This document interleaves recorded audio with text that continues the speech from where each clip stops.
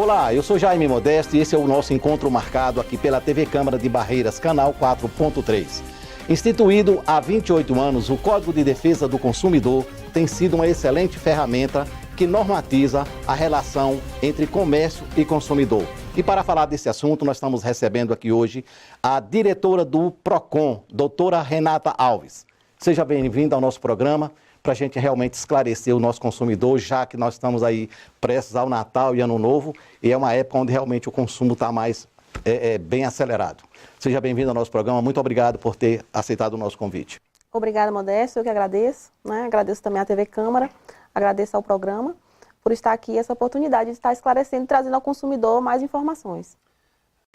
Doutora Renata, nesses 28 anos, o Código de Defesa do Consumidor tem sido realmente uma ferramenta eficaz nessa relação de consumo? Certamente, né? O Código de Defesa do Consumidor ele é um código novo. A nossa Constituição de 1988, ela trouxe essa grande inovação que foi fazer uma proteção aos direitos e defesa, né, do consumidor.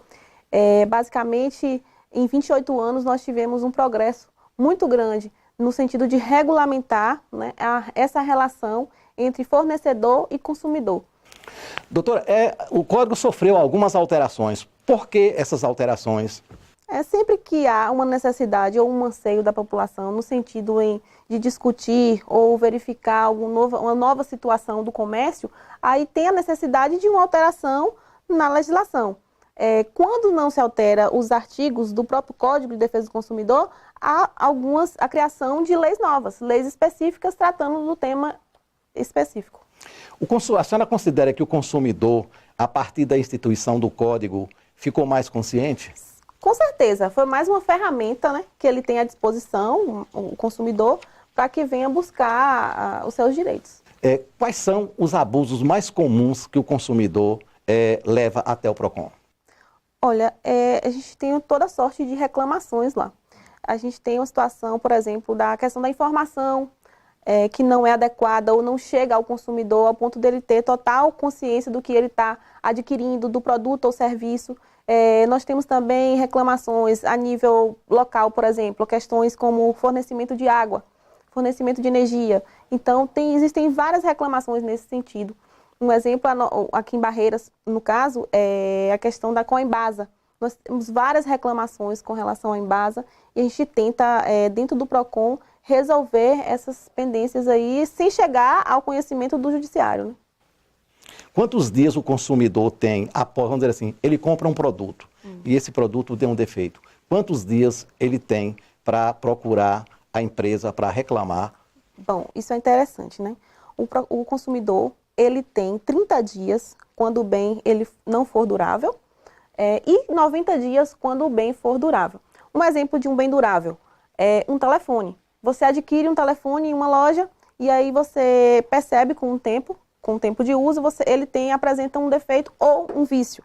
Então, você tem que apresentar esse produto ao fornecedor e, depois disso, ele vai ter um tempo de 30 dias para poder apresentar esse produto para você, ou um novo produto, ou esse produto consertado, né? Sem o vício ou sem o defeito. E quantos dias a empresa tem para dar uma posição para o consumidor? Então, a empresa ela tem esses 30 dias. É um prazo legal.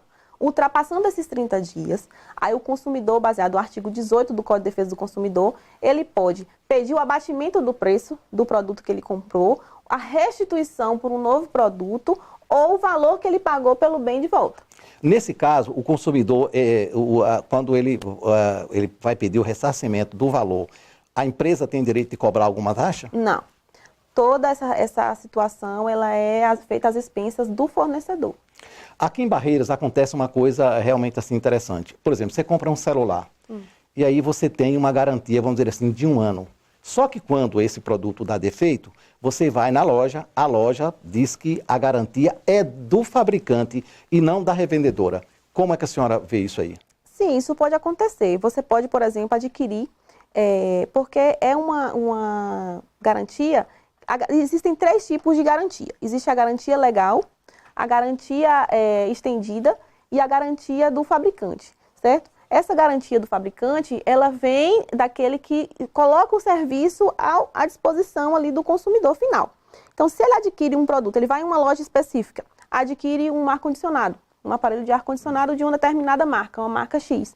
E esse produto, ele vem apresentar um vício, né, posterior, durante o uso, dentro do prazo da garantia. Então, ele vai, apresenta, ele vai ser encaminhado para a assistência técnica daquele produto, que vai fazer e a gente retorna novamente para aquela situação do prazo de 30 dias, que o fornecedor também tem, que, no caso, a marca detentora daquele produto, vai ter para poder retornar para o consumidor aquele produto de forma correta. A senhora falou em 3 tipos de garantias. A senhora poderia esclarecer cada uma delas, só para título de esclarecimento para os nossos... Por exemplo, nós temos a garantia legal do produto, que é aquela definida pelo Código de Defesa do Consumidor, como eu já citei antes. Nós temos 30 dias para produtos não duráveis e 90 dias para produtos duráveis. Dentre essa outra garantia, nós temos a garantia do fabricante. Vou te dar um exemplo. Um celular que você adquire, então você tem 1 ano de garantia. Algumas marcas variam entre 9 meses a 1 ano. Com mais a garantia legal, né? É necessário que faça essa citação, porque muitos consumidores ele entende que recebe a informação de que a garantia dele é somente aquela de 1 ano e acabou. Não, ainda se estende um pouco mais, porque ela se reúne com a garantia legal. E nós temos a situação da garantia estendida. Essa garantia estendida, muitas vezes ela é oferecida por uma outra empresa, diferente da relação. Mas aí na aquisição do produto, nessa garantia estendida, há uma taxa, não? Você paga por essa garantia estendida, justamente isso. Uma outra empresa te oferece uma outra condição de garantia. Por exemplo, se a sua TV que você adquiriu, ela tinha 1 ano de garantia, com a garantia estendida ela passa a ser 2 anos. Aí foi uma coisa que você comprou. Aí você compra uma garantia estendida. Isso, ela não pode ser embutida de forma ilegal e abusiva. Ela tem que ser direcionada ao cliente. O vendedor, no momento da situação, né, da compra e venda, ele deve informar. Olha, nós temos aqui um serviço de garantia, você vai pagar X por isso, vai ser incorporada a sua prestação, tanto. Então, essa informação ela deve ser clara para o consumidor. Certo. Em que circunstância o consumidor pode devolver um produto? Olha, pode devolver desde que ele apresente um defeito ou um vício, né?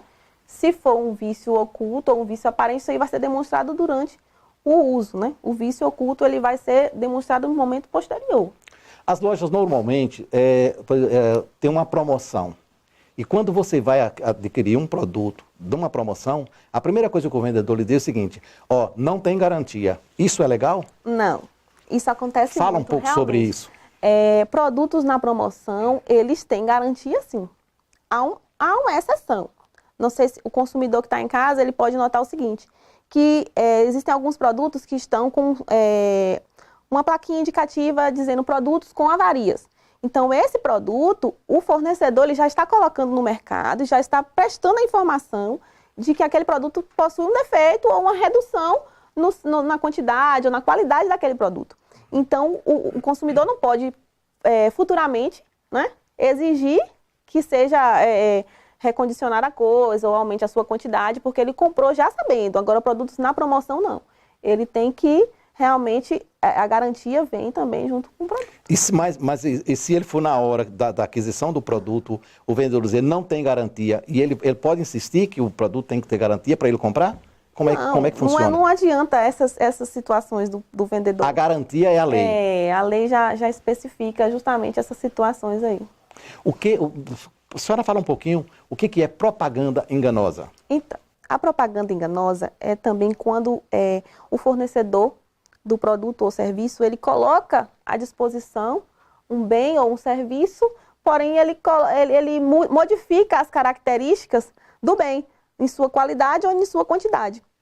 Vou lhe dar um exemplo. Aqui em Barreiras nós temos alguns restaurantes ou alguns locais onde tem várias propagandas de sanduíches.